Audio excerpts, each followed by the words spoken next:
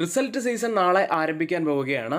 രൂപയുടെ ഇടിവ് IT കമ്പനികളെ രക്ഷിക്കുമോ, യുദ്ധം ലാഭപ്രവചനങ്ങളെ ബാധിക്കുമോ എന്നിങ്ങനെയുള്ള ധാരാളം ചോദ്യങ്ങളുണ്ട്. ഏതായാലും നാളെ TCSന്റെ ഫലങ്ങൾ പ്രഖ്യാപിച്ച് ഈ ക്വാർട്ടർലി റിസൾട്ട് സീസൺ ആരംഭിക്കാൻ പോവുകയാണ്.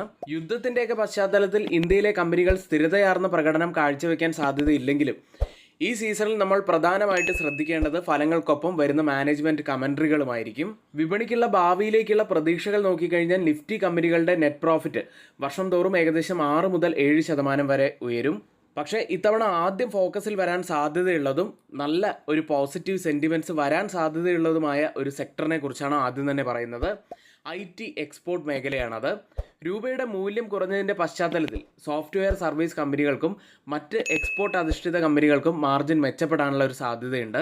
ഇനി നമ്മൾ ഓട്ടോ സെക്ടറിലേക്ക് വന്നു കഴിഞ്ഞാൽ പാസഞ്ചർ വാഹന, 2 വീലർ, കൊമേഴ്ഷ്യൽ വാഹനങ്ങളുടെ സെയിൽസ് ഒക്കെ നല്ല രീതിയിൽ തന്നെ നടന്നു പോകുന്നുണ്ട്. അതിനാൽ അവരുടെ ഓരോ മാസത്തെയും മന്ത്ലി സെയിൽസ് ഡാറ്റയും അതുതന്നെയാണ് സൂചിപ്പിക്കുന്നത്. അതിനാൽ കമ്പനികൾക്ക് മികച്ച റവന്യൂ വളർച്ചയും ഓപ്പറേറ്റിംഗ് ലെവറേജും ലഭിക്കാനുള്ള സാധ്യതയുമുണ്ട്. ഇനി ബാങ്കിങ് മേഖലയിലേക്ക് വന്നാൽ ബാങ്കിങ് മേഖലയിലെ വളർച്ച കുറച്ച് മിതമായിരിക്കും എന്നാണ് പ്രതീക്ഷിക്കുന്നത്.